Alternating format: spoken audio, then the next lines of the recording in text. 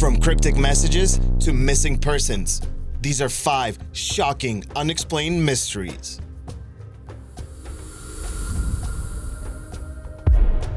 Number 5. Kryptos.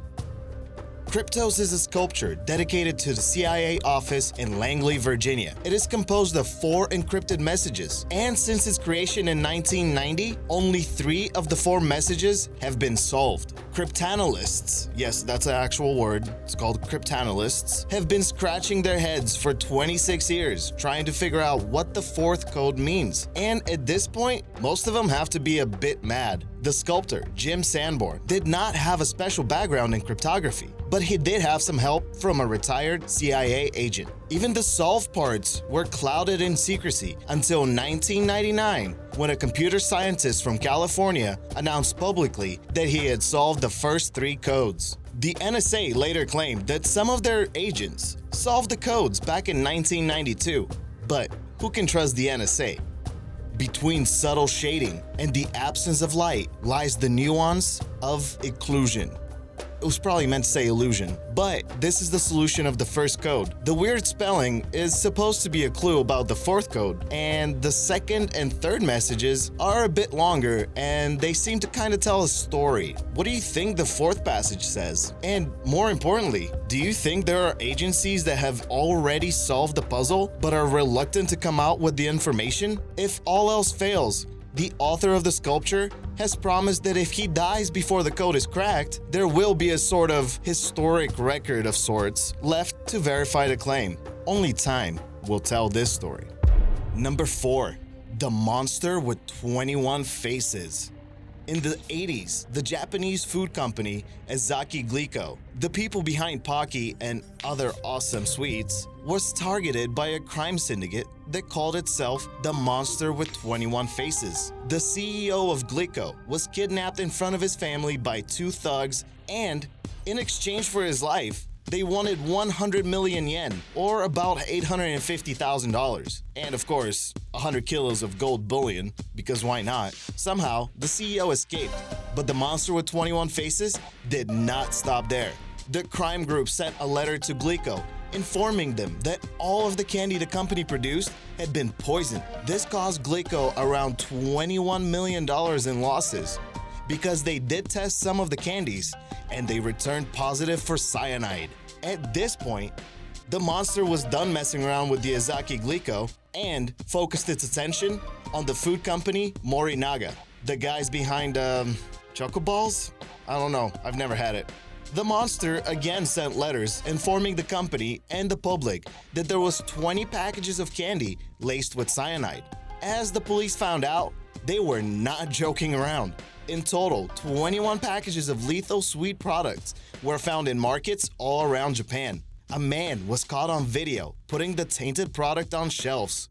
Luckily, nobody bought the laced candy. The videotape man and the fox-eyed man are the only 2 suspects in the case.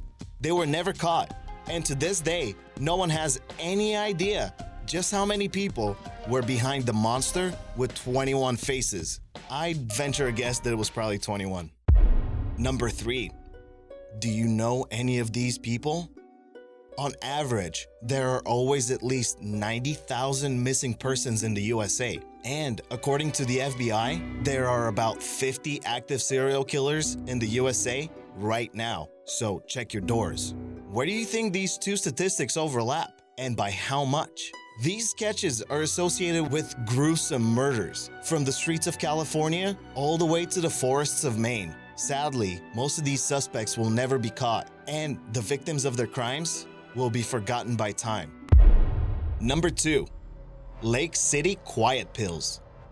Here's something that didn't happen decades ago, or maybe it did, and we're just now finding out about it. It is strange to start a grand mystery from a Reddit post, but where there's smoke, there's usually fire! Without getting carried away, some Reddit users believe they have uncovered a secret group of mercenaries that will do any job for the right price, including VIP escorts, drug smuggling, and murder. It all began with the apparent death of Reddit user Religion of Peace, a 79-year-old World War II vet who many believe was the leader of the group due to his involvement with shady characters' posts where he described in vivid detail how to dispose of dead bodies and the fact that he operated LakeCityQuietPills.com. After some accidental detective work, there was hidden content found on the LCQP for short webpage, including job opportunities and general updates on the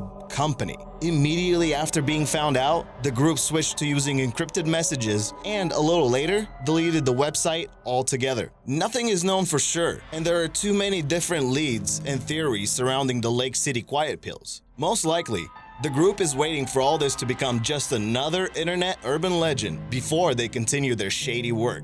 Alright, I get it. Nobody gets the Lake City Quiet Pills thing. Let me explain. There is a huge ammunition factory in Lake City, and bullets are usually referred to as quiet pills because, they kind of make you quiet forever. Number 1. The Micheal Clark Rockefeller Disappearance.